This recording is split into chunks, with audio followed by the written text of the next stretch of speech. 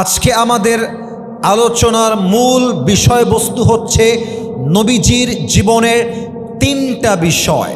Look at my 3 fingers, আমার তিনটা আঙ্গুল দেখবেন and you have to answer me very loudly. বলেন তো নবীর জীবনের কয়টা বিষয়? ক্যামেরা রেকর্ড হচ্ছে, আসতে বললে হবে না, সম্মান নষ্ট হবে তো, একটু জোরে কর না, কয়টা বিষয়? Number 1, how was the prophet look like? আমার নবীজির চেহারা কেমন ছিল জানতে মনে চায় না সবার? আমার নবী দেখতে কেমন ছিলেন জানতে মনে চায় না সবার? সো ফার্স্ট অফ অল আমরা কথা বলবো নবীর চেহারা দেখতে কেমন ছিল। Number 2, what is the status of last Messenger Muhammad সাল্লাল্লাহু আলাইহি ওয়াসাল্লাম ইন ইসলাম? নবীর সম্মান ইসলামে কত বেশি, তার মর্যাদা, তার স্ট্যাটাস, তার র্যাঙ্ক, তার পজিশন, তার সম্মান কত বেশি জানতে মনে চায় না সবার? আর একটা জোরে জানতে মনে চায় না সবার? 2 নাম্বার। 3 নাম্বার হচ্ছে how was the ideal of last Messenger? আমার নবীর আদর্শ কেমন ছিল? নবী কেমন আদর্শ বিলং করতেন? আমাদের সমাজে কোন আদর্শ আমরা বিলং করব? নবীর আদর্শ থেকে আমাদের শিক্ষা কি? এই 3টা বিষয় ওয়াচ করব। এবার সবার হৃদয়ে লিখে দিতে চাই, আমি বলবো, এরপরে আপনারা বলবেন। 1 নম্বরে নবীজির চেহারা। বগুড়ার ভাইয়ারা আমাকে উত্তর দেন। 1 নম্বরে, আর একটু জোরে, নবীজির। 2 নম্বরে নবীজির সম্মান। 2 নম্বরে। 3 নম্বরটা বাঘের মতো কণ্ঠে আওয়াজ চাই। 3 নম্বর হচ্ছে নবীর জীবনের আদর্শ। 3 নম্বর। 3টা বিষয় আজকে আলোচনা হবে। ফার্স্ট অফ অল, নবীজি দেখতে কেমন ছিলেন? নবীজির দেহ ছিল একটা সুঠাম দেহ, দেখতে ছিলেন স্ট্রং, পাওয়ারফুল, এনার্জেটিক ম্যান। আল্লাহর হাবিব নিজেই বলতেন কবজির ভেতরে আল্লাহ তাআলা জান্নাতি 40 জন পুরুষের শক্তি ঢুকায় দিয়েছে। সুবহানাল্লাহ। নবীজির হাতের তালু কেমন ছিল? কানা কাফুহু আলিয়ানু মিনাদ দিবাস, ইট ওয়াজ সফটার দ্যান সিল্ক। নবীর হাতের তালু ছিল রেশমের চাইতে বেশি মোলায়ম, বেশি নরম। সুবহানাল্লাহ পড়বেন না?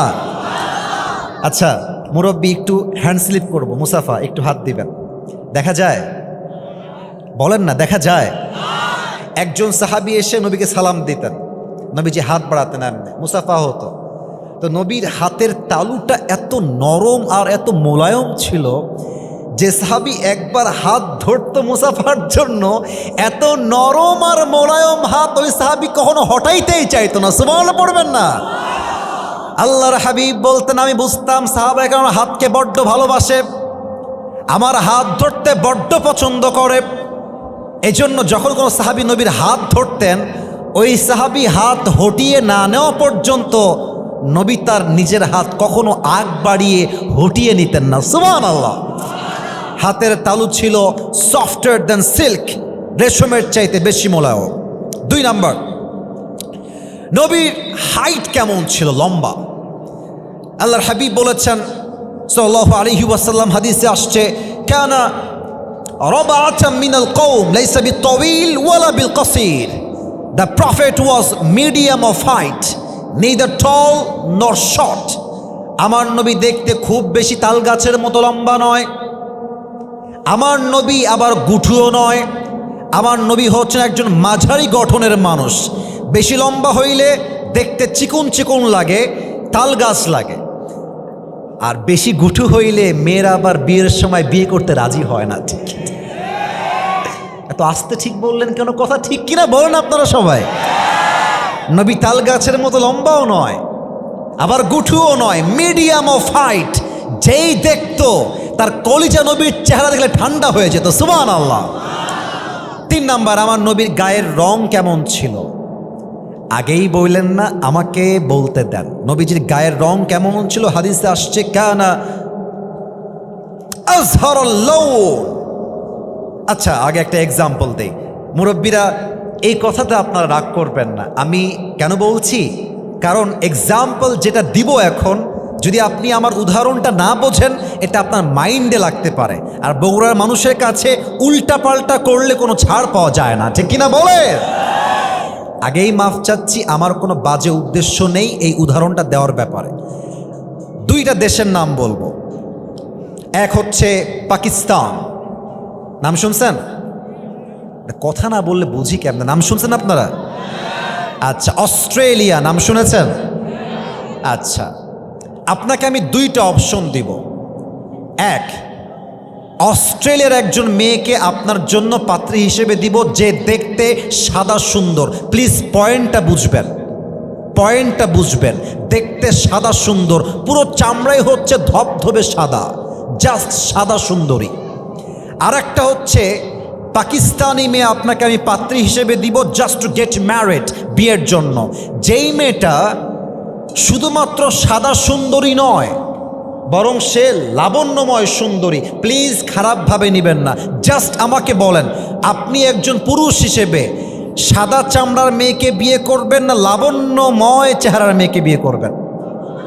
লাবণ্যময়, দ্যাট ইজ মাই পয়েন্ট। আমার নবী দেখতে ফর্সা ছিলেন, বাট সাদা সুন্দর নন।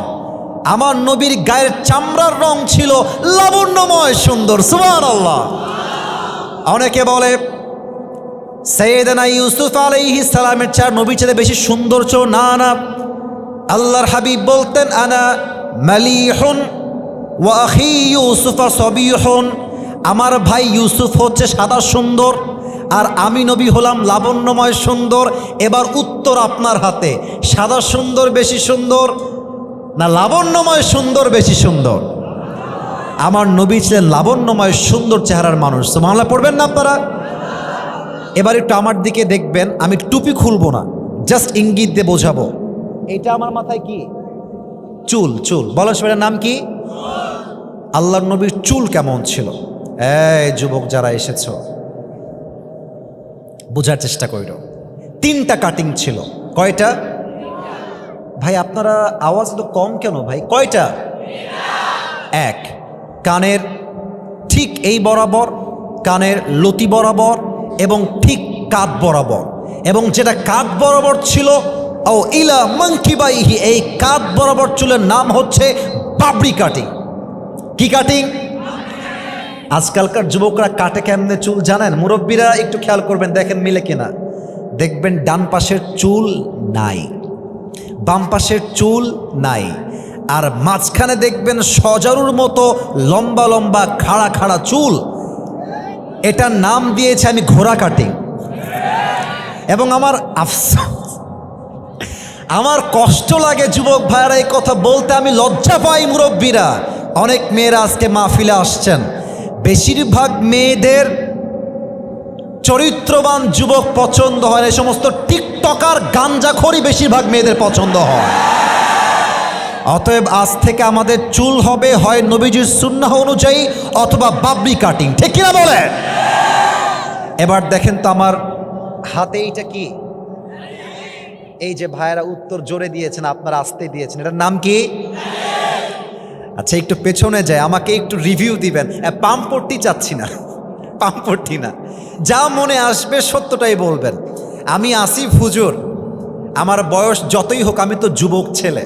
আচ্ছা আমি কি চাইলে এই পুরো দাড়িটা, এখানে আলেম ওলামাও আছেন, মাদ্রাসার ছাত্ররাও আছো, আমার হুজুররাও আছেন, উইথ ডিউ রেসপেক্ট, আমি একজন হাফেজ, আমি একজন মাদ্রাসা ব্যাকগ্রাউন্ডের ছেলে, জেনারেল পড়াশোনা আমি করেছি। আচ্ছা এই দাড়ি যদি আমি ক্লিন শেপ করতে চাই, করতে তো পারি, কিন্তু আমি যে দাড়ি রেখে দিয়েছি লম্বা চাপ দাড়ি, আমাকে দেখতে কি অসুন্দর লাগতেছে? এই তো উত্তরটা মন থেকে দিয়েছেন। আরে ভাই, অনেক মেয়ে আছে দেখবেন দাড়িওয়ালা ছেলেকে পছন্দ করতে চায় না। ডানের ভাইরা ঠিক বললেন না কেন? আমার কথা ঠিক আছে কিনা বলেন? আপনাকে একটা কথা বলে দিয়ে যাই, মাইন্ড করবে না, বগুড়ার সন্তান তো আপনি, আরে যা বলবেন কাট টু কাট কথা। বগুড়ার মানুষের বাছে মুনাফিকের স্বভাব তো নয়। মেয়ে দেখতে গেছেন বিয়ে করার জন্য, পাত্রী মাশাআল্লাহ just looking like a wow, ভালো মেয়েটা, ভালো মোটামুটি দেখতে সুন্দরী আছে। মুরব্বী আমার কথা কিন্তু বুঝতে হবে আপনাকে, আমি কিন্তু হাদিসের বাইরে না, আমার কথা বোঝেন, দেখবেন পয়েন্ট আমি কি বলতেছি। এখন মেয়েটা আপনাকে বলছে মাশাআল্লাহ আপনার চাকরি ঠিকঠাক, বাড়িও ঠিকঠাক, ফ্যামিলিও ঠিকঠাক, ভাইয়া আপনার দাড়িটা আমার পছন্দ হচ্ছে না। এখন আপনি তো বগুড়ার ছেলে, সবাই অভদ্র হলে তো আমরা অভদ্র হতে পারি না, আমার সামনের লোক বেয়াদব হলে তো আমি বেয়াদবি করতে পারি না, আমি ভদ্র করার সন্তান তো, ঠিক না বলে? আপনি কি করবেন? আপনি বলবেন যে ও আচ্ছা আপু আপনার দাড়ি পছন্দ না তাই না? জি জি ভাইয়া আমার দাড়ি পছন্দ না। তো আপু যদি একটু সাইডে আসতেন 1 মিনিট কথা বলতাম, একটু কথা বলবো, just for 1 minute, 1 minute please. তো আপু যখন সাইডে আসবে আপুকে বলবেন যে আপু আপনার কি দাড়ি সত্যি পছন্দ না? তো বলবে যে না না আমার দাড়িটা আহামরি ভালো লাগে না, দাড়ি কাটলে খুব পছন্দ হয় আমার। তো আপনি বলবেন যে আপু মাইন্ড করবেন না, একটা সত্য কথা বলি, সাজেশন দেই ভাই হিসেবে, আপনার মতো মেয়ের জন্য আমার মতো দাড়িওয়ালা বীর পুরুষ পারফেক্ট হবে না, আপনার মতো মেয়ের জন্য বিটিএস এর হিজড়া ছাড়া সেকেন্ড কোনো অপশন আমার কাছে নাই। সোজা কথা, ক্রিস্টাল ক্লিয়ার কথা, যেই মেয়ে দাড়ির জন্য বিয়ে করতে চায় না সে আমার বাড়ির বউ হওয়ার যোগ্যতাই দেখে না বগুড়ার ভাড়া। এবার বলেন তো আমার নবীর মুখে লম্বা লম্বা চাপ দাড়ি ছিল নাকি ছিল না? আমার নবীর মতো সুন্দর এই তল্লাটে দ্বিতীয় আর কেউ কি হতে পারে? চাঁদের চেয়ে সুন্দর তুমি নবী আমার কামলি হিওয়ালা, দো জাহানের বাদশাহ তুমি প্যারা নবী সাল্লে আলা, দো জাহানের বাদশাহ তুমি প্যারা নবী সাল্লে আলা, চাঁদের চেয়ে সুন্দর তুমি নবী আমার কামলি হিওয়ালা। সুবহানাল্লাহ পড়বেন না আপনারা সবাই? এবার উত্তর চাই, শেষ সাবজেক্ট অর্থাৎ প্রথম সাবজেক্টের শেষ কথার উত্তর চাই। যে হাদিসগুলো শুনলাম শর্টকাটে, বগুড়ার ভাইরা কি বুঝলাম? আমার নবীর চেহারা কি কম সুন্দর না অনেক বেশি সুন্দর? আমার নবী কি দেখতে সাধারণ না অসাধারণ? সেই নবীর উম্মত হতে পেরে আমরা সবাই খুশি না বেজা? একবার দিল খুলে পড়েন সবাই মিলে আলহামদুলিল্লাহ। একটা কাশি দেন, আর একবার তাকবীর দেন, লিল্লাহি তাকবীর। 1 নাম্বার ছিল আমার নবী দেখতে কেমন ছিলেন। 2 নাম্বার কি ছিল কে বলতে পারে? নবীর সম্মান। বলেন সবাই 2 নাম্বারে কি ছিল? নবীর সম্মান। একটা প্রশ্ন করি, দেখা যাক উত্তর কে দিতে পারে। আলেম ওলামা ছাত্র ভাইয়ারা না, আপনারা যারা এসেছেন তারা দিবেন উত্তর। একজন নবী ছিলেন যেই নবী আল্লাহর সঙ্গে সরাসরি কথা বলতেন। নবীর নাম কি? মাশাআল্লাহ, right answer, I got the right answer. Musa আলাইহিস সালাতু ওয়াস সালাম। উনি যেই পাহাড়ে কথা বলতেন আল্লাহর সাথে, প্লিজ কেউ মাইন্ডে নেবেন না, আমি বাধাবার জন্য বলছি না। সে পাহাড়টার নাম কি ছিল কে বলতে পারে? প্রিয় ভাই, রাইট আনসার তুর পাহাড়। ছোট পাহাড় না বড় পাহাড়? একবার মুসা আলাইহিস সালাম আল্লাহর সঙ্গে কথা বলার জন্য তুর পাহাড়ে আসছে, কিন্তু মুসা আলাইহিস সালাতু ওয়াস সালাম চুপচাপ বসে আছে, কথা বলছে না, একদম চুপচাপ। তো আল্লাহ বলছে মুসা কথা বলো, কথা বলো, কি বলতে চাও কথা বলো। মুসা বলছে আল্লাহ আজকে একটা অজানা প্রশ্নের উত্তর জানতে চাই, যদি আপনি আমাকে বলেন তবে জিজ্ঞেস করতে চাই। আল্লাহ বলছে বলো Musa, no problem at all, just share me your problem, বলো যা বলা যায় বলো। আচ্ছা আল্লাহ, আমি যে তোমার সঙ্গে কথা বলি এর মাঝে কোনো দেওয়াল বা পর্দা আছে? আল্লাহ বলছে না না, তুমি তো আমার সঙ্গে সরাসরি কথা বলো। সুবহানাল্লাহ পড়বেন না আপনারা সবাই? আচ্ছা আল্লাহ, আমি তো কথা বলি তোমার সাথে ঠিক আছে, কিন্তু আর কোনো নবী অথবা আর কোনো উম্মত কি আগামীতে এমন কেউ আসবে যারা আমার মতো কথা বলবে আপনার সাথে?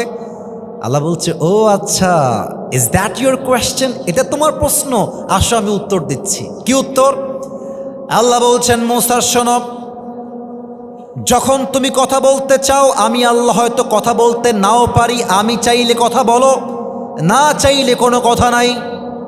তবে মুসা, তোমার পরে শেষ নবী একজন আসবেন, মুহাম্মাদুর রাসূলুল্লাহ সাল্লাল্লাহু আলাইহি ওয়াসাল্লাম। সেই নবীর উম্মতের শান, মান, মর্যাদা, স্ট্যাটাস, সম্মান এতটা হাই হবে, হে মুসা আমি চাইলে তুমি কথা বলো, না চাইলে নাই, doesn't matter what you wish for, তুমি যা চাও তা আমি দেই না, বাট আমার নবীর উম্মত তারা যখন চাইবে, যেখানে চাইবে, যেমনে চাইবে, তারা চাইলে আমি আল্লাহর সঙ্গে সরাসরি কথা বলতে পারবে। কেমনে বলবে? কোরআনটা খেয়াল করেন। বান্দা যখন নামাজ পড়তে দাঁড়িয়ে যায়, আল্লাহু আকবার, সুবহানাকা আল্লাহুম্মা ওয়া বিহামদিকা ওয়া তাবারাকা ইসমুকা ওয়া তাআলা জাদ্দুকা ওয়া লা ইলাহা গায়রুক, আলহামদুলিল্লাহি রাব্বিল আলামিন, আর রহমানির রহিম, মালিক ইয়াউমিদ্দিন। বান্দা যখন নামাজের মধ্যে দাঁড়িয়ে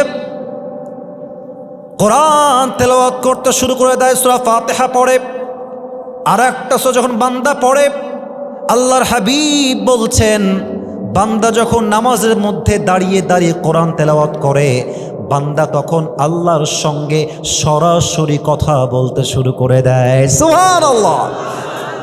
এবার চারটা প্রশ্ন করতে চাই সবাইকে, সবাই অ্যাক্টিভ হন। বলেন তো নবীর বাবার নাম কি ছিল? মুরব্বীরা উত্তর দেয়, যুবকরা উত্তর দেয় না। দ্যাটস রিয়েলি রিগ্রেট, আফসোস লাগছে আমার। ভয় কেন পাও? আমি তোমাদের ভাই তো, আমি তো কাউকে মারতে আসি নাই। আরে ভালোবাসার মানুষ আমরা একেবারে আল্লাহর জন্য ভালোবাসি, ঠিক কিনা বলেন? ডোন্ট ফিল স্কেয়ার্ড, ভয় নাই। আরে বাঘের বাচ্চা আপনারা। বলেন আর একবার উত্তর দেন, নবীর বাবার নাম কি ছিল? মাশাআল্লাহ। 2 নাম্বার প্রশ্ন, নবীর দাদার নাম কি ছিল? মাশাআল্লাহ। নবীর মায়ের নাম কি ছিল? আর একটু জোরে, নাম কি ছিল? এদিকে আওয়াজটা পাই নাই, আর একবার, নাম কি ছিল মায়ের নাম? 4 নাম্বার প্রশ্ন, প্যাচ খাবেন না, প্যাচ খাবেন না, একটু বুঝে উত্তর দেন। Sound is perfect, keep it continue. একটু ঝেরঝের করছে, ইট উইল বি ফিক্সড ইনশাআল্লাহ, ঠিক হয়ে যাবে। 4 নাম্বার প্রশ্ন, আমার নবীর সবর। পৃথিবীতে সব কিছু পারফেক্ট হয় না, মানিয়ে নিতে পারলেই জীবনটা সুন্দর হয়, ঠিক কিনা বলেন? থামো, ঠিক হয়ে যাবে। 4 নাম্বার প্রশ্ন, আমার নবীর চাচার নাম কি ছিল? আর একবার, চাচার নাম কি ছিল? আবু তালেব। একদিন নবীজি বসে আছেন, নবীর বয়স অন এন অ্যাভারেজ 8, 9, 10 হবে, অন এন অ্যাভারেজ। তো এসে আবু তালেব বলছে, মুহাম্মদ ভাতিজা, তুমি যে কোনো সাধারণ মানুষ নও এটা আমি আগের থেকেই জানি। সুবহানাল্লাহ পড়বেন না? তো নবীজি বলছে, চাচা আমি কি অসাধারণ? বলছি, ইয়েস ইউ আর অ্যামেজিং, তোমার মতো অসাধারণ ব্যক্তিত্ব পৃথিবীতে সেকেন্ড আর কেউ হতে পারে না, ঠিক কিনা বলে? আচ্ছা চাচা, আপনি কেন বললেন এই কথা আমাকে? আমি কেন অসাধারণ? কে বলেছে আপনাকে? বলছে, তোমার মা আমাকে বলে গিয়েছে আমার গর্ভের সন্তান মুহাম্মদ এটা কোনো সাধারণ মানুষ নয়, এটা এক মহামানব। সুবহানাল্লাহ পড়ে। তো চাচা, মা আপনাকে কি বলেছে আমাকে বলেন তো চাচা, কি বলেছে আপনাকে মা? বলছে, মুহাম্মদ যখন তুমি তোমার মায়ের গর্ভে এসেছিলে, একটা মা যখন প্রেগনেন্ট হয়, গর্ভবতী হয়, 10 মাস 10 দিন তার পেটে এত ব্যথা হয়, কষ্ট হয়, যন্ত্রণা হয় যে মা পেটের ব্যথার যন্ত্রণায় ভাত খেতে পারে না, চলতে পারে না, ঘুমাইতে পারে না। বাট মুহাম্মদ, তুমি তোমার মায়ের পেটে 10 মাস 10 দিন ছিলে, তোমার মা একটা দিনের জন্য পেটে কোনো ব্যথা অনুভব করে নাই। সুবহানাল্লাহ পড়বেন না? চাচা আর কি শুনেছেন আমাকে বলেন। চাচা বলছে, মুহাম্মদ, এই যে কে এ জুব্বাওয়ালা কে ভাই? ভাই এটা কিন্তু ঠিক না, উঠে যাচ্ছেন নাকি না বসতেছেন? যে কোনো একটা, উঠে যাওয়া যাবে না। আমাদের যেই পরিমাণ লোক এখন আছে, আমি তো ফর্ম দিয়ে আসছি যে ভাই 1 ঘন্টার বেশি ওয়াজ হবে না, 1 ঘন্টা হতে মাত্র 15 মিনিট বাকি আছে। তবে সব জায়গায় নিয়ম দিয়ে হয় না, মাঝে মাঝে ভালোবাসা দিয়েও তো হিসাব করতে হয়, ঠিকই না? আসছি 10টা 20-এ, এখন বাজে 11টা প্রায় 15।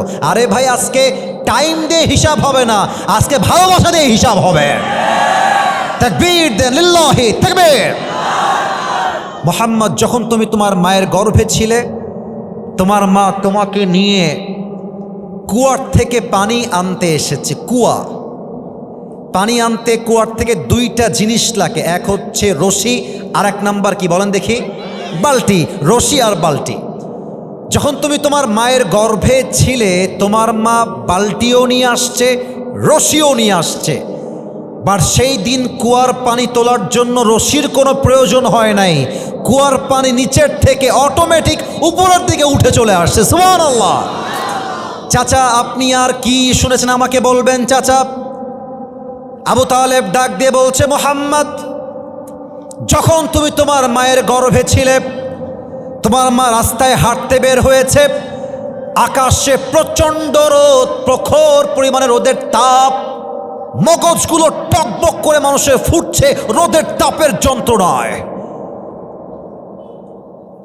বাট তুমি তোমার মায়ের গর্ভে যখন আছো, তোমার মা যখন বাহিরে বের হয়েছে, সমস্ত রোদ দূর হয়ে একটা ছায়া এসে, একটা মেঘ এসে তোমার মাকে ছায়া দেওয়া শুরু করে দিয়েছে। সুবহানাল্লাহ। চাচা, মুরব্বীরা যারা এসেছেন, দেখেন তো আমার কথা মেলে কিনা। এই গ্রামটার নাম কি একটু বলবেন? গ্রামটার নাম? আচ্ছা, এই গ্রামে যারা এসেছেন, গ্রামের ভাইরা, আমি নিজেও গ্রামের ছেলে, আমি তো প্রাউডলি বলতে পারি গ্রামের ছেলেরা একদিন ইতিহাস করে দেখায়। অনেকে আমার দিকে আঙ্গুল তুলে যায়, আরে মধ্যবিত্ত পরিবারের ছেলে, গরিব ঘরের ছেলে, আরে সে পারবে না, আরে ওকে দিয়ে হবে না। বেটা, পুরো বিশ্বে যা নাম অর্জন করেছে তার মধ্যে 90% মানুষ ছিল মধ্যবিত্ত পরিবারের সন্তান। আপনারা কি আমাকে আগের থেকে চেনেন না আজকেই চিনলেন? আগের থেকে চিনেন আপনারা আমাকে?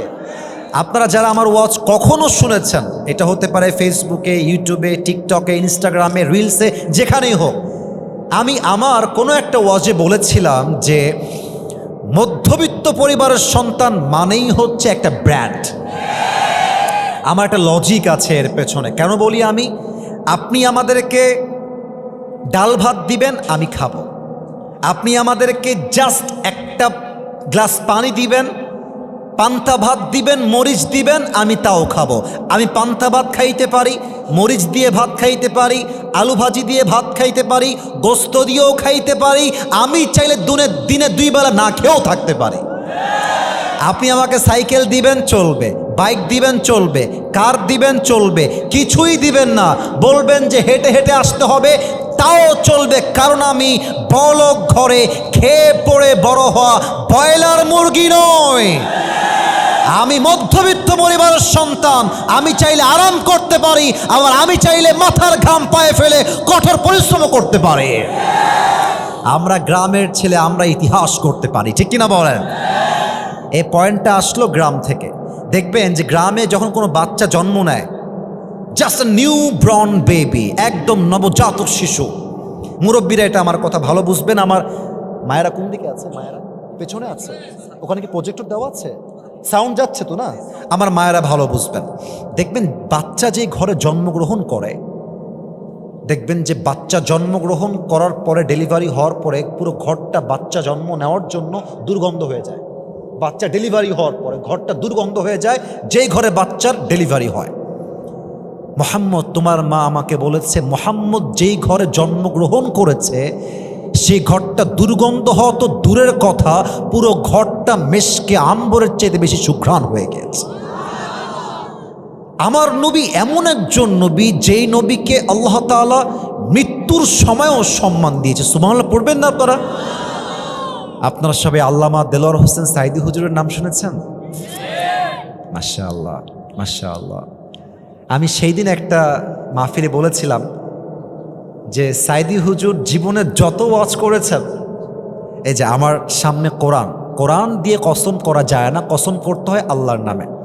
আমি আল্লাহর নামে কসম করে বললাম, আমি সাইদি হুজুরের একজন নগণ্য ক্ষুদ্র একজন সাধারণ ভক্ত। আমি তার কত ওয়াজ যে শুনেছি, এটা আমি গুণে বলতে পারবো না, গুণা যাবে না, এত ওয়াজ শুনেছি। এবং আমি আপনাদেরকে গ্যারান্টি দিয়ে বলছি, আমার from my personal point of view, আমার যেই চিন্তা, সেটা আমি যত ওয়াজ শুনেছি, ওনার জীবনের সবচেয়ে সেরা ওয়াজ উনি এই বগুড়ার মাটিতে করে গিয়েছেন। আলহামদুলিল্লাহ। মনে করবেন আসিফ হুজুর মানে বানাই বললো না, সার্চ করবেন, আপনি জাস্ট লিখবেন বগুড়ায় সাইদি হুজুরের ঐতিহাসিক মাহফিল, আরে ওয়াজ শুনবেন, মনে হবে যে এটা জাস্ট ওয়াজ নয়, মনে হবে একটা মানুষ জাস্ট মণিমুক্তা দিয়ে মানুষগুলোকে ভরপুর করে দিচ্ছে, ঠিক কিনা বলে? আরে কি ভাষা রে ভাই, আল্লাহ। এই যে মুরব্বীরা বসে আছেন, মুরব্বীদের জানের টুকরা হচ্ছে সাইদি হুজুর। এবং শুধু মুরব্বীরা নয়, মা, বোন, দাদা, দাদি, নানা, নানি, যুবক, বাচ্চা, শিশু, প্রত্যেকটা মানুষ তাফসীর বলতে বাংলাদেশে সাইদি হুজুরের নামটা প্রথমে উচ্চারণ করতে বাধ্য হবে। সেদিন বাসায় বসেছিলাম, মাঝে মাঝে ওয়াচ করে গেলে তো একটু বিরক্ত লাগে, একটু টায়ার্ড ফিল হয়, তো মাঝে মাঝে ইউটিউবে ঢুকি। টু বি অনেস্ট, আমি ইউটিউব চালাই ওয়াচ শুনি কাজের জন্য। It's not like I West my time. মাশাআল্লাহ, আলহামদুলিল্লাহ, আমি এগুলোতে খুবই কম যাই, টাইম ওয়েস্ট খুব ট্রাই করি বাঁচার জন্য। তো জাস্ট ইউটিউবে ঢুকলাম, ঢুকে আমার সামনে একটা ওয়াজ আসছে। ওয়াজটা হচ্ছে 15 বছর আগের ওয়াজ। আচ্ছা, এখন কত সাল? 2025 সাল, তাই না স্যার? 25 সাল। আচ্ছা, 15 বছর আগে কত সাল ছিল? 2010 সাল। 15 বছর আগের ওয়াজ শুনছি সাইদি হুজুরের, কিন্তু ভাষা, আচার, আচরণ, শব্দচয়ন, তার গ্রামার, তার বাক্যগত যোগ্যতা, তার শব্দগত যোগ্যতা, তার যে শব্দচয়ন, আমার মনে হচ্ছে এই মানুষটা পুরো 2025 সালের স্মার্ট যুবকদেরকে সামনে রেখে একদম যুগ অনুযায়ী বক্তব্য দিচ্ছে। আল্লাহু আকবার। ওয়াজটা কি ছিল? নবীজির ইন্তেকালের সময় নবীজির কি হয়েছিল। এই ওয়াজ যেই মুরব্বী এবং যুবকরা শুনেছে, চোখের পানি কেউ আটকাইতে পারে নাই। উনি বলেছিলেন নবীর ইন্তেকাল যেদিন হবে, ঠিক ইন্তেকালের দিনে ফজরের নামাজের পরে।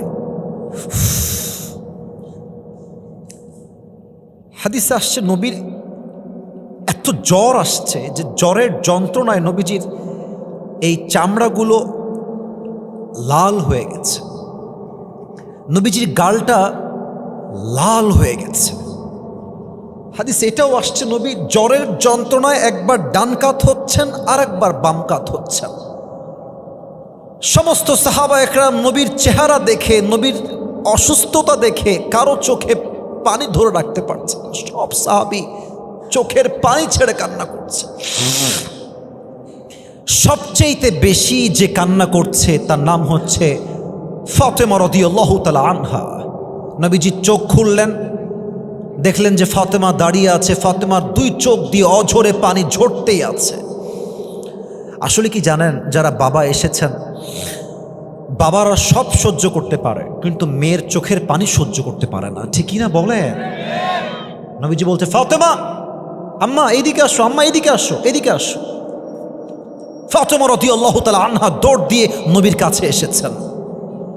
নবীজি বলছে, ফাতেমা তোমার কানটা একটু আমার মুখের কাছে নিয়ে আসো। ফাতেমা রাদিয়াল্লাহু তাআলা আনহা কানটা জাস্ট নবীর মুখের কাছে নিয়ে আসছে। আল্লাহর হাবিব ডাক দিয়ে বলছেন, ফাতেমা চোখের পানি বন্ধ করো, তোমার কান্না আমার সহ্য হয় না। ফাতেমা, আমি তোমাকে একটা সুসংবাদ জানিয়ে দিয়ে যাই, আমার বিদায় নেওয়ার পরে আমার সঙ্গে যার সাক্ষাৎ হবে সে হচ্ছে আমার মেয়ে ফাতেমা। সুবহানাল্লাহ। তোমার সঙ্গে আমার প্রথম সাক্ষাৎ হবে দুনিয়ার থেকে বিদায় নেওয়ার পরে।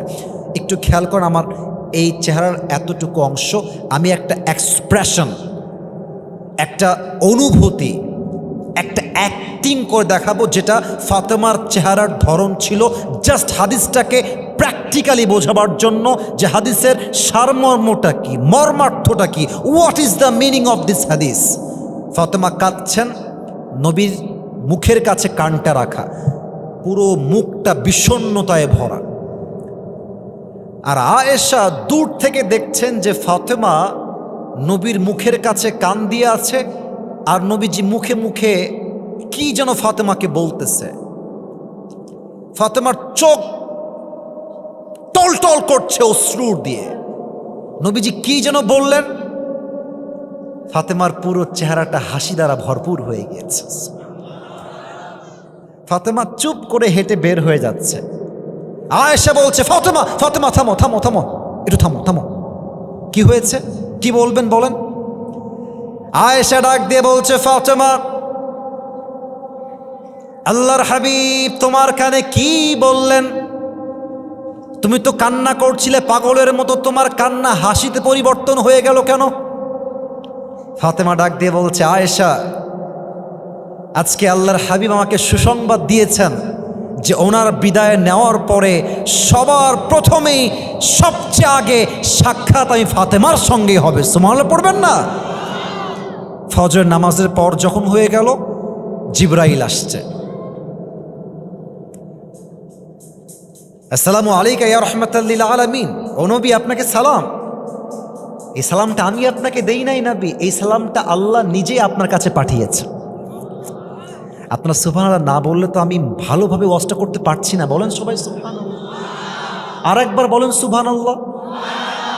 একবার সুবহানাল্লাহ বলবেন, জান্নাতে একটা প্রাসাদের মালিক হয়ে যাবেন। এই যে একটা প্রাসাদের মালিক হয়ে গেছেন, বলেন সুবহানাল্লাহ। আর এক ঘরের মালিক, আর একবার বলেন সুবহানাল্লাহ। আরে ভাই, খালি পড়বেন সুবহানাল্লাহ, আলহামদুলিল্লাহ, লা ইলাহা ইল্লাল্লাহ, আল্লাহু আকবার, আপনাকে জান্নাতের মালিক বানায় দিবে একজন। তিনি কে? জিবরাইল বলছে, নবী হে, আপনি কেমন আছেন? কেমন আছেন নবী আপনি? নবীর গায়ে এত জ্বর, নবীজি উঠতে পারছেন না। আর নবী বলছে, জিবরাইল, আল্লাহ শুকরিয়া, আলহামদুলিল্লাহ, আল্লাহ আমাকে অনেক ভালো রেখেছে। সুবহানাল্লাহ পড়েন। আচ্ছা নবী, আপনার কাছে একটা অনুমতি চাই, যদি আপনি অনুমতি দেন তবে আপনাকে বলবো। বলো জিবরাইল, কি বলতে চাও? জিবরাইল ডাক দিয়ে বলছে, রাসূলুল্লাহ, ইয়া হাবিবাল্লাহ, আজ আমি জিবরাইল একা আপনার কাছে আসি নাই, একজন ফেরেশতা আমার সঙ্গে আসছে, বাহিরে দাঁড়িয়ে আছে। যদি আপনি পারমিশন দেন তবে নিয়ে আসবো, না হয় নিয়ে আসবো না। আরে নিয়ে আসো, কে সেই মেহমান? নিয়ে আসো আমার কাছে।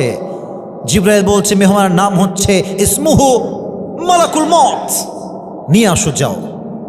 এবার দেখেন মালাকুল মত নবীর কাছে কি করছে, এটাই আমার হাদিসের মূল মেসেজ।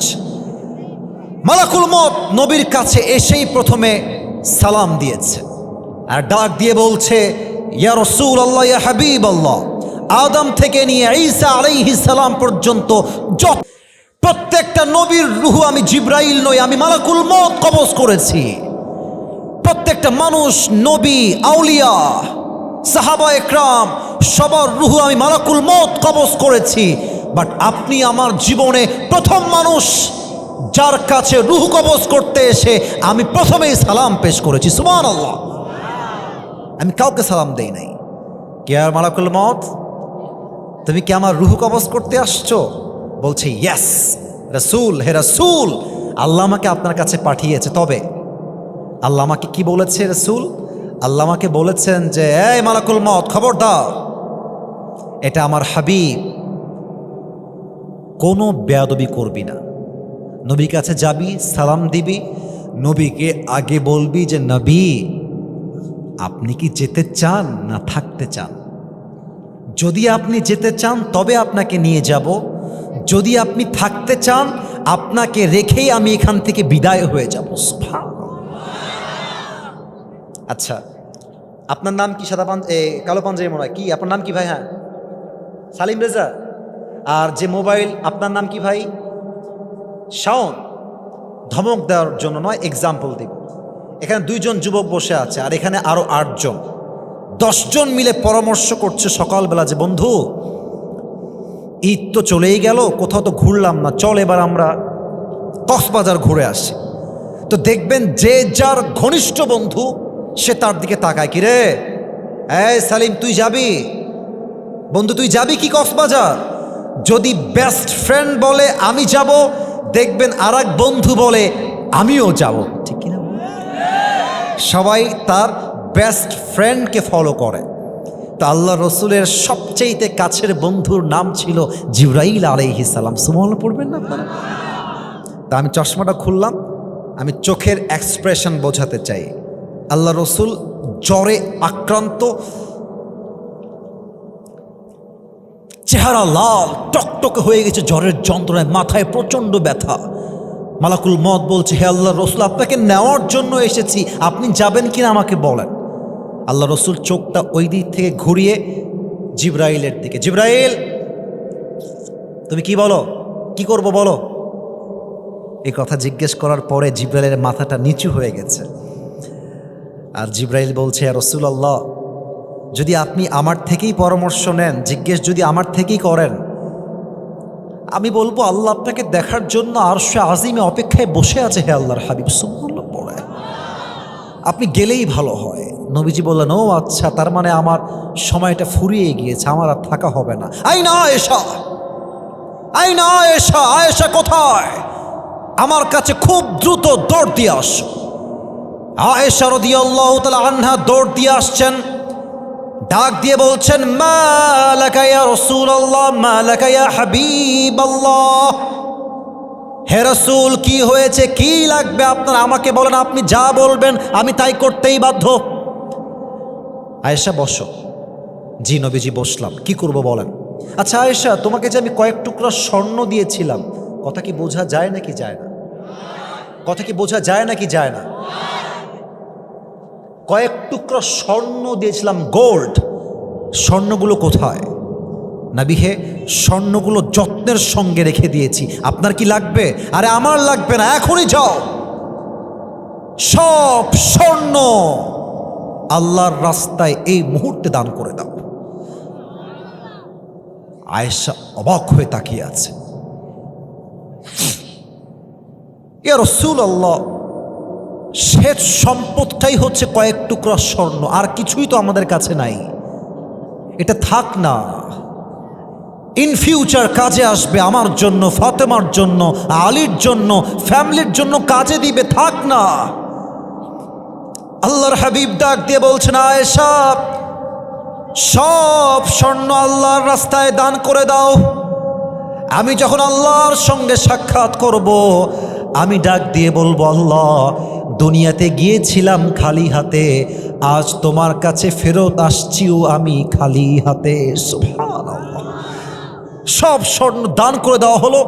মালাকুল মউত যখন রূহ কবজ করতে আসবে, নবীজি জীবনে শেষ মুহূর্তে দুইটা শব্দ বললেন, আসসালাত, আসসালাত, আসসালাত, আসসালাত, আসসালাত ওয়া মা মালাকাত আইমানুকুম। উম্মতেরা, জীবনের সব ছেড়ে দিও, বাট বেঁচে থাকতে নামাজটাকে ছেড়ে দিও না, নামাজকে ছেড়ে দিও না, নামাজকে ছেড়ে দিও না। ঠিক কিনা বলেন? রাত বাজে 11:30। অনেকে বাসায় যাবে, রাগ করবেন না। অনেকে এশারের নামাজটাও পড়ে নাই, বাসায় গিয়ে ঘুমায় যাবে, সকাল 10টায় উঠবে, ফজরটাও তারা পড়বে না। ঠিক কিনা বলেন? এই ওয়াজ দিয়ে কি হবে? আপনার রাগ করবে না। এই ওয়াজ দিয়ে কি লাভ? যে ওয়াজ দিয়ে আমি নামাজি হতে পারলাম না, সেই ওয়াজটা জাস্ট শফের ওয়াজ হবে, এই ওয়াজতে জীবন পরিবর্তন হবে না। ঠিক কিনা বলে? তো নবীর কাছে মালাকুল মউত এসে পারমিশন চেয়ে বুঝিয়েছে, ইয়া রাসূলুল্লাহ, আপনাকে আল্লাহ যেই সম্মান দিয়েছে, সেই সম্মান পৃথিবীর কেউ কখনো পায় নাই, আগামীতেও কেউ পাবে না। সুবহানাল্লাহ। এবার সবাই দুই হাত তোলেন, সবাই দুই হাত তোলেন, কেউ যেন বাদ না যায়। মাশাআল্লাহ, মাশাআল্লাহ। প্রিয় ভাইয়েরা, আপনারা জানেন আবহাওয়া খারাপ, তবুও এই পর্যন্ত বৃষ্টির কোনো ফোঁটা আমাদের মাঝে আসে নাই। পাশেই নওগাঁ, আজকে নওগাঁয় শিলা বৃষ্টি হয়েছে, বরফ পড়েছে, বরফ। এই ফেসবুকে এখন দেখে আসলাম। তো হাতটা উপরে রাখেন সবাই একটু। আমাদের সাবজেক্ট ছিল 3টা, 1, 2, আমি জাস্ট সার সংক্ষেপ শেষ করেছি, বাট ওয়াজ হয়ে গেছে 1 ঘন্টার বেশি। 3 নাম্বার বিষয় কি ওয়াজ করা যাবে না আজকে? আর একটু জোরে বললে খুশি হব, যাবে? তাহলে আমাকে ওয়াদা করেন, হাত আরেকটু উপরে রাখেন। এবার দেখি, বলেন সবাই, হুজুর। এই যে হাতটাকে, লুক অ্যাট মাই 2 হ্যান্ডস, এই যে একটু মুষ্টিবদ্ধ হাত করেন। এবার বলেন সবাই, বগুড়ার সাউন্ডে বীর পুরুষের মতো, এটা আমার শেষ আবদার, এরপরে আর বিরক্ত কাউকে করতে চাচ্ছি না। বলেন সবাই, হুজুর, আমরা বগুড়ার সুল আপনাকে ওয়াদা দিলাম, আরেকটু জোরে, ওয়াদা দিলাম, আজ ওয়াজ, এই 3 জন কই যায়, এই আজ ওয়াজ শেষ করে দোয়া করে তারপরে আমরা সবাই বাসায় ফিরে যাব। দোয়া শেষ না করে আমরা কেউ, এটা শেষ বাক্য, কেউ যেন বাদ না যায়। আমি যেমনে দেখাই তেমনে বলবেন, উঠে যাব না। আরেকবার, উঠে যাব না। বলেন সবাই ইনশাআল্লাহ। সবাই একটা কাশি দেন। নারে তাকবীর। 3 নাম্বার ছিল আমার নবীর আদর্শ। আমি 3টা ভাগ করছি আদর্শকে। 1 হচ্ছে বাবা হিসেবে, 2 হচ্ছে নানা হিসেবে, 3 নাম্বার স্বামী হিসেবে। এবার সবার থেকে শুনতে চাই, আদর্শকে আমরা 3টা ভাগ করেছি। 1 নাম্বারে বাবা, 1 নাম্বারে, আরে ইয়ার জোর সে বলো, 1 নাম্বারে, 2 নাম্বারে নানা, 2 নাম্বারে, 3 নাম্বারে স্বামী, 3 নাম্বারে বাবা হিসেবে আদর্শ কেমন ছিল? খুবই শর্টকাটে বলছি। নবীর একমাত্র কলিজার টুকরা মেয়ের নাম হচ্ছে ফাতেমা। ফাতেমার বিয়ের বয়স যখন হয়ে গেল, নবীজি ডাক দিয়ে বলছেন, হে সাহাবা একরাম, তোমরা কারা কারা আমার মেয়ে ফাতেমাকে বিয়ে করতে চাও? কারা কারা আমার জামাই হতে চাও? প্রস্তাব নিয়ে আমার কাছে হাজির হয়ে যাও। প্রথমে প্রস্তাব নিয়ে আসলেন ওমরে ফারুক রাদিয়াল্লাহু তাআলা আনহু। এসেই বলছেন, ইয়া রাসূলুল্লাহ, I wanna marry your daughter. হে রাসূল, আমি আপনার মেয়েকে বিয়ে করতে চাই, আপনার জামাই হতে চাই, আপনি কি রাজি আছেন? নবীজি ইয়াসও বললেন না, নো বললেন না, জাস্ট মাথা নিচু করলেন, চুপচাপ বসে আছেন। এবার ওমরে ফারুক বুঝে গিয়েছে আমার প্রস্তাবটা রিজেক্টেড, আমার প্রস্তাব ক্যান্সেল, আমার কোনো খাওয়া নাই, সম্মানের সঙ্গে বের হয়ে গেছে। আরেকজন সাহাবী আসছে, ইয়া রাসূলুল্লাহ, আমি আপনার মেয়েকে বিয়ে করতে চাই রাসূল, আপনার কি পারমিশন আছে কিনা? আবার নবীজি মাথা নিচে, no yes, no no, yes বলেন নাই, নো বলেন নাই, মাথা নিচে। ওই সাহাবী বুঝে গিয়েছে যে আই গট রিজেক্টেড, আমার দ্বারা এই বিয়ে সম্ভব নয়, তিনি বের হয়ে গেছেন। এবার আমার 4টা আঙ্গুল দেখবেন। প্রথমে 2 জন সাহাবী আসছে, রিজেক্টেড, তারা বের হয়ে গেছে। আর বাহিরে আরও 2 জন সাহাবী আছে, এক হচ্ছে আব্দুর রহমান বিন আউফ, আর এক হচ্ছে আলী রাদিয়াল্লাহু তাআলা আনহু।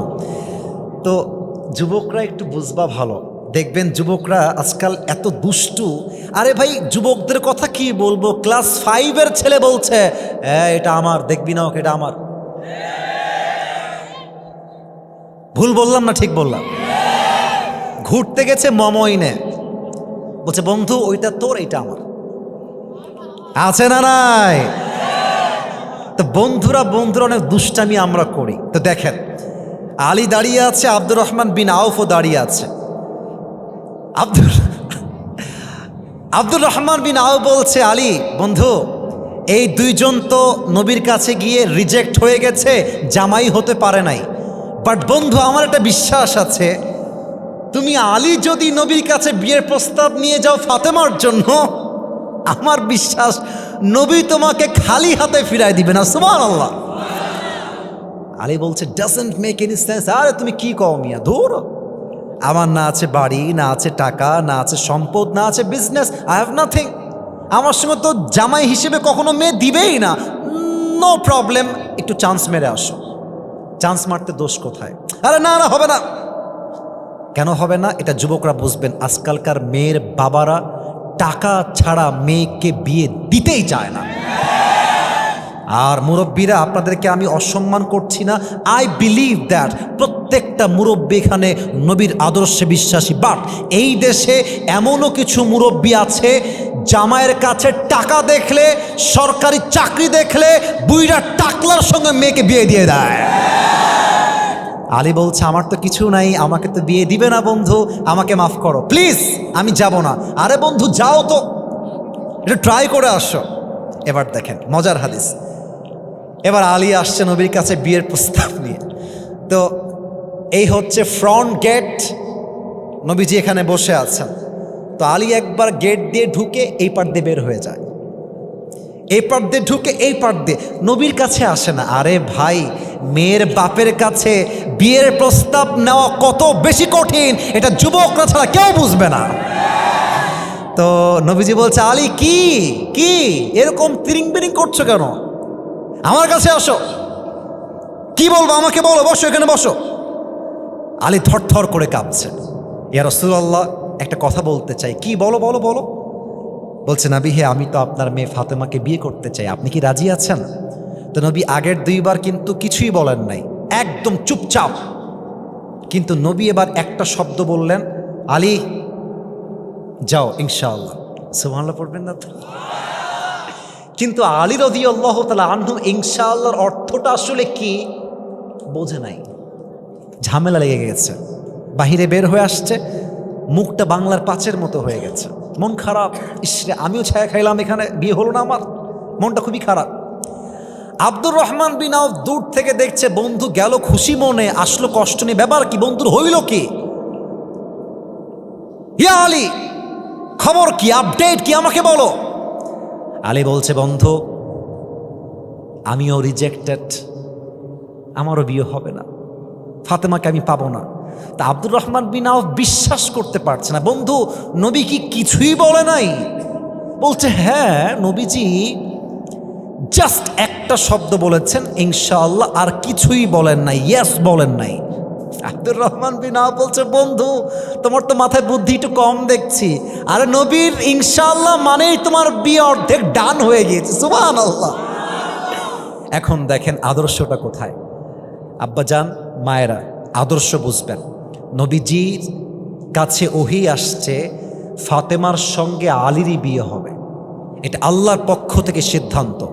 তবুও নবীজি ইয়েস বলেন নাই, একটাই শিক্ষা দেওয়ার জন্য নবী ফাতেমার কাছে আসছে। এসে বলছে, ফাতেমা ও আম্মা জান, একটা কথা আছে শুনবেন? আব্বাজান বলেন, কি কথা বলেন আব্বা, কি বলবেন? ফাতেমা, আমি তোমার জন্য একটা পাত্র দেখেছি বিয়ে দেওয়ার জন্য, তুমি কি বিয়ে করবা? ফাতেমা বলছে, আব্বাজান পাত্রের নাম কি? বলছে, ইসমুহু আলী, তার নাম হচ্ছে আলী, বিয়ে করবা? তো ফাতেমা কিন্তু ইয়েস বলেন নাই, জাস্ট একটা মুচকি হাসি দিয়েছে। আর মাথায় রাখবেন আব্বাজান, যুবক ভাইয়ারা, মেয়েরা বিয়ের ক্ষেত্রে ইয়েস না বলে যদি জাস্ট একটা মুচকি হাসি দেয়, বুঝে নিবেন দাল মে কুছ কালা তো জরুর হ্যাঁ। তার মানে সে বোঝাচ্ছে যে এই বিয়েতে আমি রাজি আছি আব্বা, তুমি দিলে আমি বিয়ে করে ফেলবো, ঠিক কিনা বলে? এখন শিক্ষা কোথায়? শিক্ষা হচ্ছে, আপনি বাপ হয়েছেন, আপনি মেয়েকে বড় করেছেন, খাওয়াইছেন, পড়াইছেন, তার মানে এটা নয় যে আপনি যেখানে মন চায়, যেমনে মন চায় আপনার মেয়েকে পারমিশন ছাড়া কোনো গাঞ্জাখোরের সঙ্গে বিয়ে দিবেন। এটা নবীর আদর্শ হতে পারে না যুবক ভাইরা। মেয়েকে বলবেন যে মা তুমি রাজি আছো কিনা, তুমি ইয়েস বললে আমি ইয়েস, তুমি না বললে আমিও না, তুমি রাজি আমিও রাজি, তুমি রাজি নও আমরাও রাজি নই। এটাই হচ্ছে নবীর আদর্শের কথা, ঠিক কিনা বলে? বাবা হিসেবে আদর্শ। আর দুইটা কথা বলে শেষ করছি। নবী ছিলেন একজন নানা, নবী যে নানা ছিলেন, নাতি ছিলেন দুইজন। কি কি বলতে পারেন? এই যে বলতে ভয় পাইলেন, হাসান আর হুসাইন। বলেন সবাই, হাসান আর হুসাইন। কয়েকটা হাদিস বলবো, ভেরি শর্টকাট, আর মাত্র 5 মিনিটে শেষ করে ফেলছি। আপনাদের এখানে মসজিদ কোথায় আছে? এখানে এই পাশে কাছেই, তাই না? এখানে আচ্ছা, দেখবেন অনেক বাচ্চা মসজিদে আসে, মুরব্বীরা রাগ করবেন না, অনেক মুরব্বীকে আমি স্বচক্ষে দেখেছি ধমক দিয়ে, থাপ্পড় দিয়ে, অনেক মুরব্বী ঘাট ধাক্কা দিয়েও বাচ্চাকে মসজিদ থেকে বের করে দেয়। আছে না নাই? আচ্ছা, আজকে কয় তারিখ ভাইজান? 6 তারিখ, তাই না? 6 তারিখ না আজকে? আচ্ছা, গত সোমবার আমাদের কিসের দিন ছিল? কিসের দিন ছিল? ঈদের দিন আসলেই আল্লাহ রসুল বাসায় আসতেন, ফাতেমার বাসায় শ্বশুর আসছে, অর্থাৎ আলীর জন্য তো শ্বশুর এসে বলতো, আইনা লুকা, আমার দুষ্টু দুটা বাবু হাসান আর হোসাইন কোথায়, নিয়ে আসো। ফাতেমা বলতেন, নবী একটু থামেন, আমি সাজায় গুজায় নিয়ে আসছি। গোসল করাতেন, জুব্বা দিতেন, চুল সিদ্ধি করতেন, আতর দিতেন। হাসান আর হোসাইন দৌড় দিয়ে আসতো যে এসেই নানাকে সালাম দিব। কিন্তু নবীর আদর্শ এত সুন্দর, দুইটা বাচ্চা এসে সালাম দিবে, ইয়ে তো বহুত দূর কি বাত হে।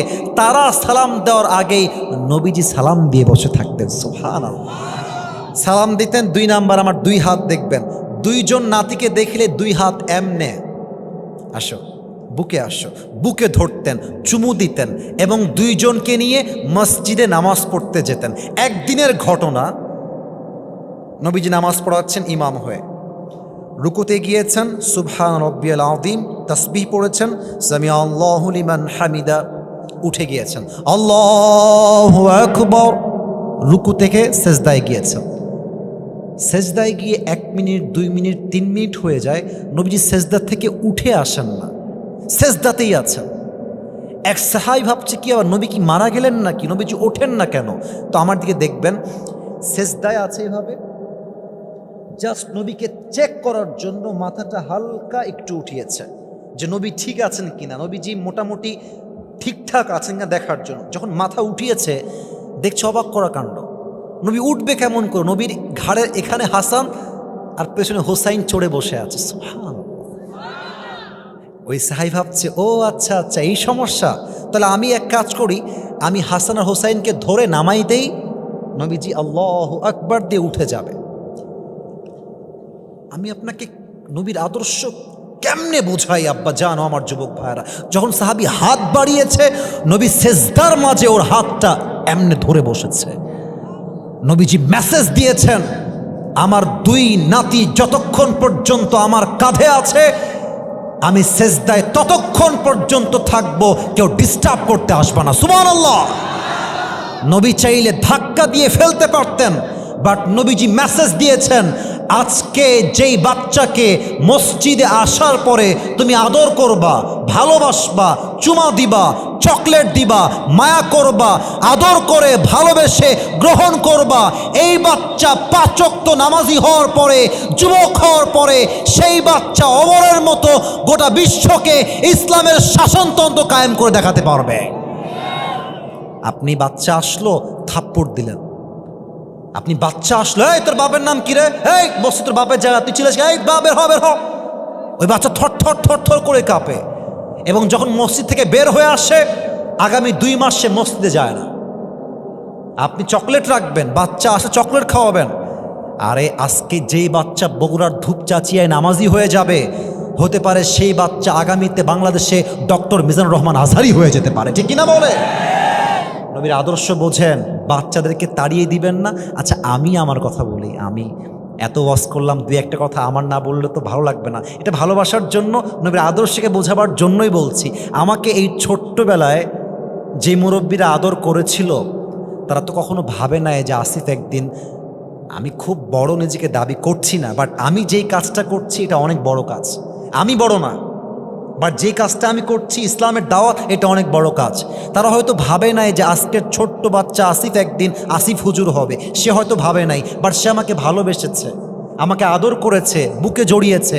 বিশ্বাস করেন এখনও যখন আমি দোয়া করার জন্য মোনাজাতে হাত তুলি, সেই মুরব্বীর জন্য আমার দোয়া মন থেকে আসে, কলিজার থেকে আসে।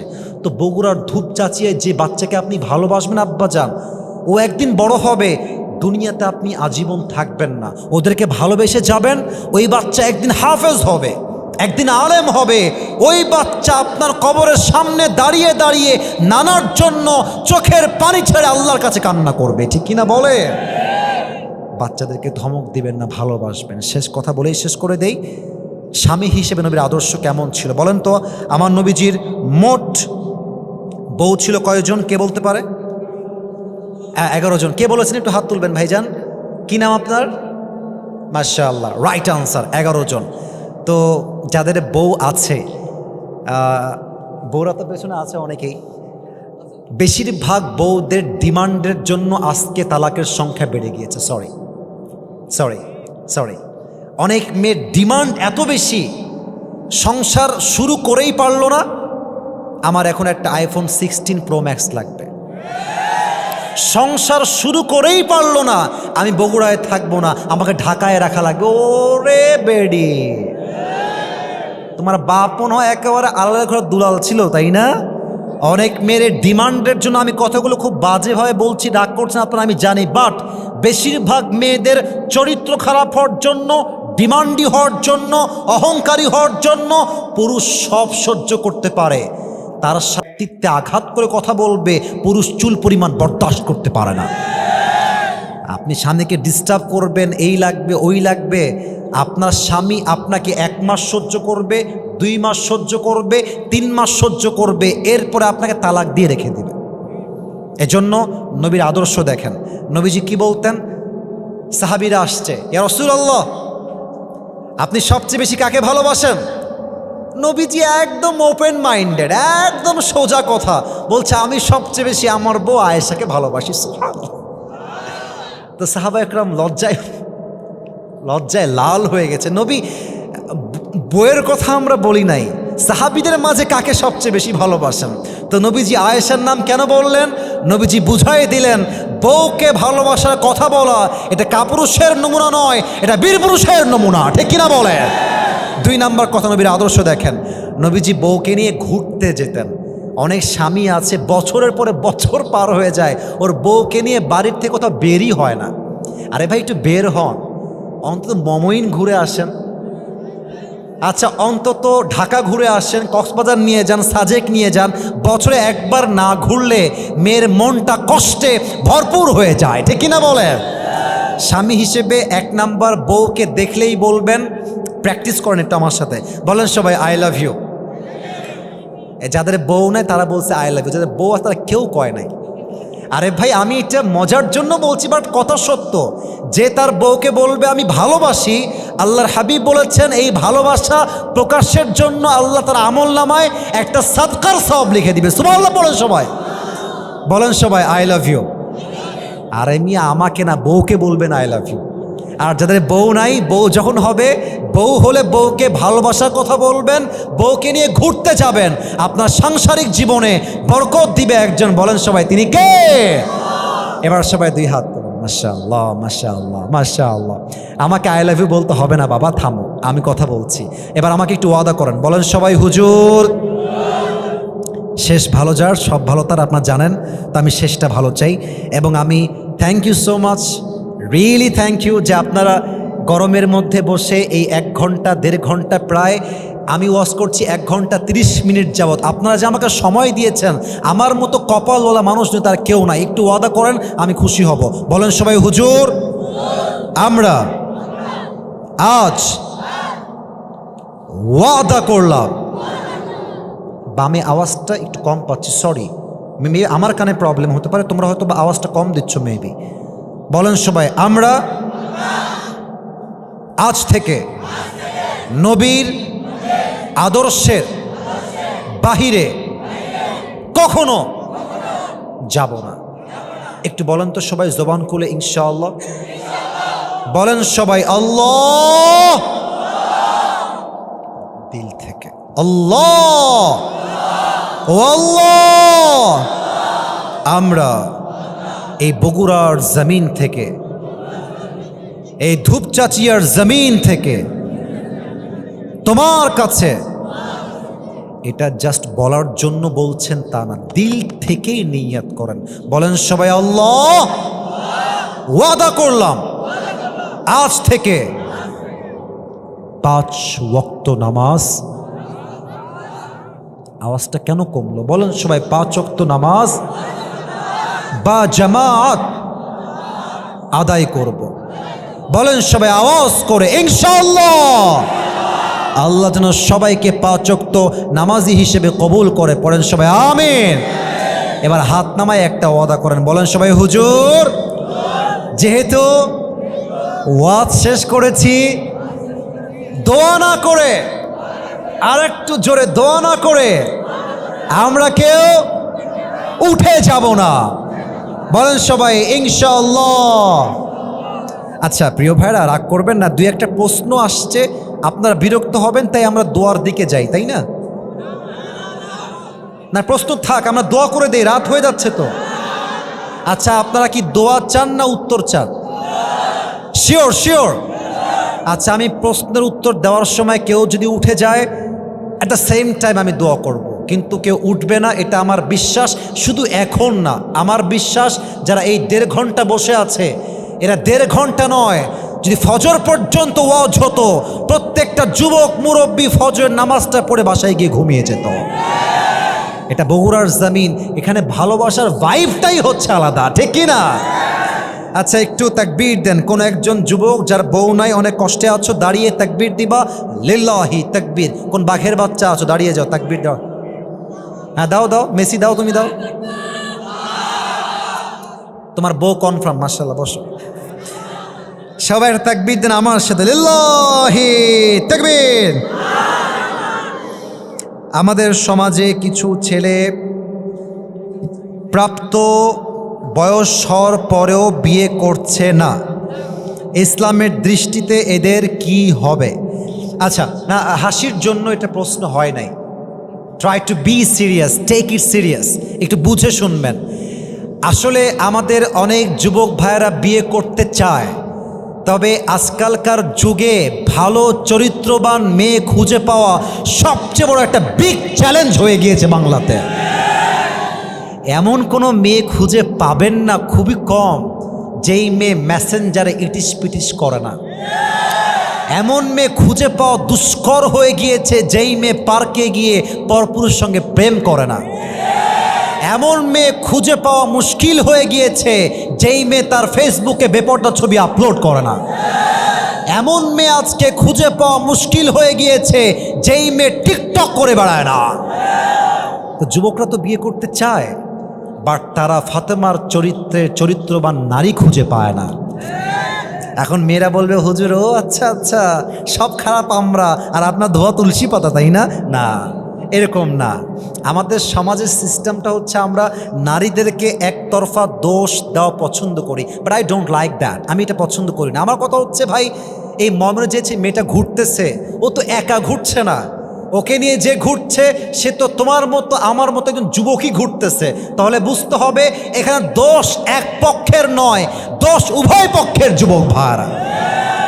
তবে শুরুটা হয় একজন মেয়ের মাধ্যমে। শুরুটা মেয়ের মাধ্যমে কেমনে হয়?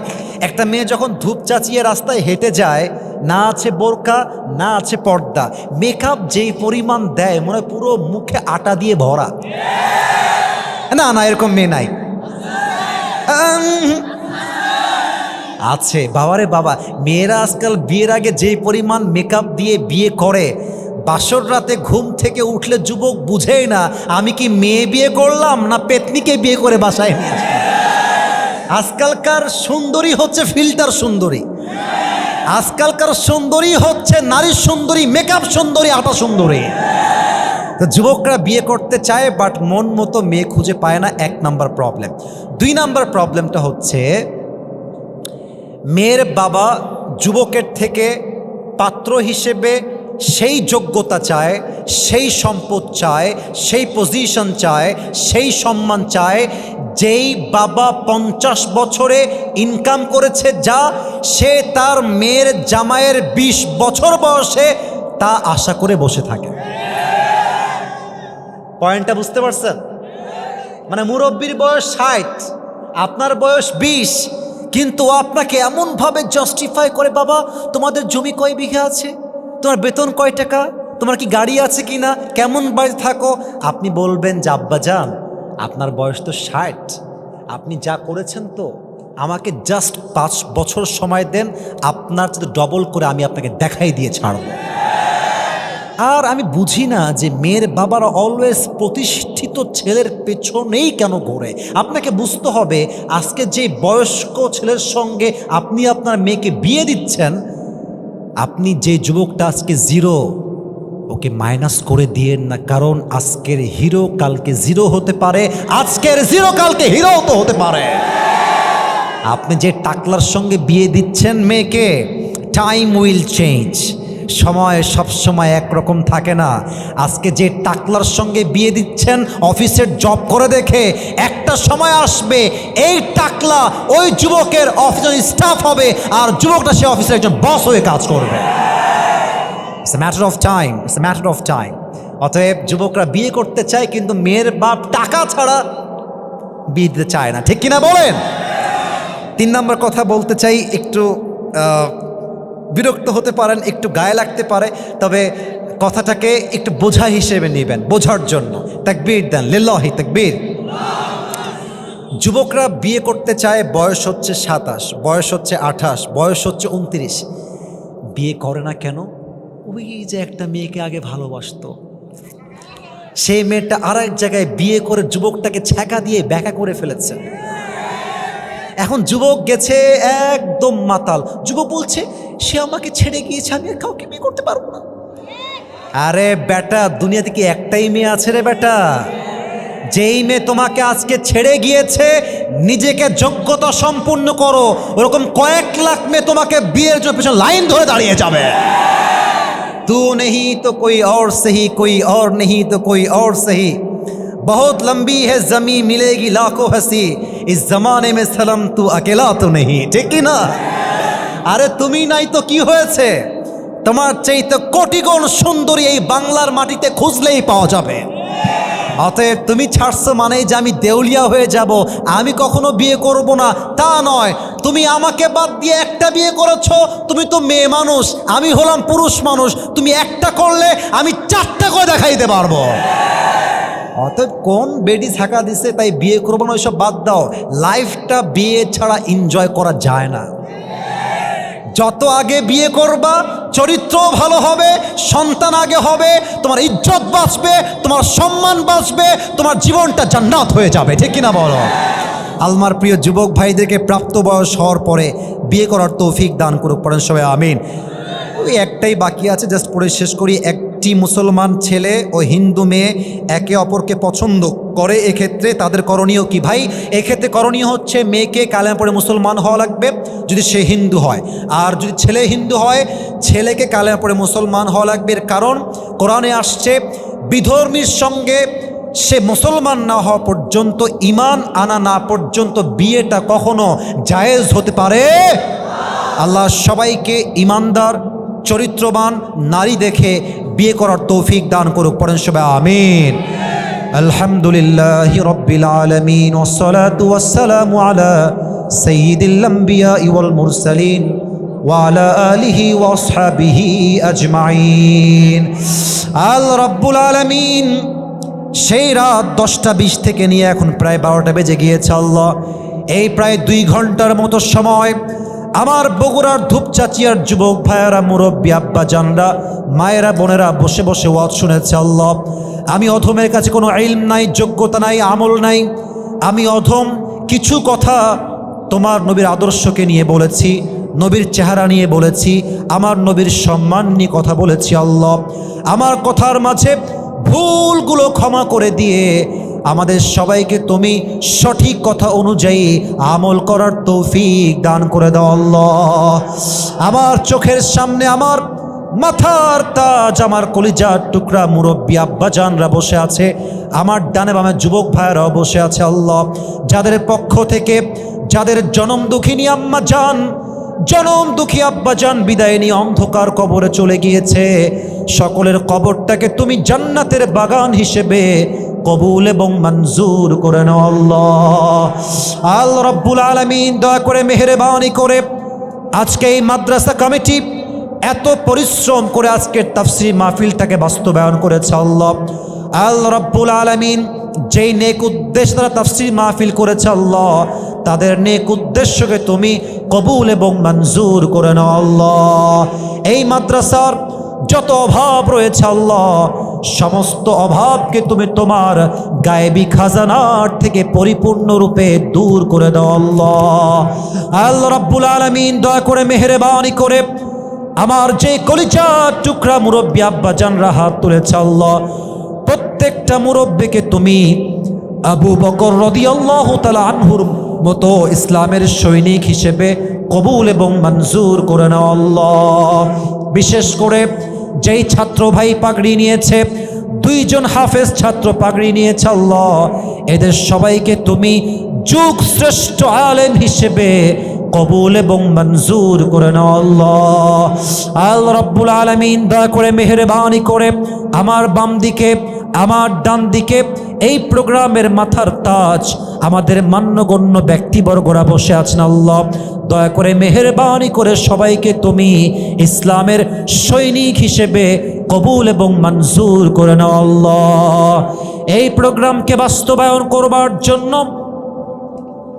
যারা অর্থ দিয়ে, শ্রম দিয়ে, মেধা দিয়ে সহযোগিতার হাত বাড়িয়ে দিয়েছে, সকলের সহযোগিতার হাতকে তুমি তোমার সন্তুষ্টির ওয়াসিলা হিসেবে কবুল এবং মঞ্জুর করে নাও। আল্লাহ আল্লাহ রাব্বুল আলামিন দয়া করে মেহেরবানি করে এই মাদ্রাসাকে তুমি তোমার ইসলামের দুর্গ হিসেবে কবুল এবং মঞ্জুর করে নাও আল্লাহ।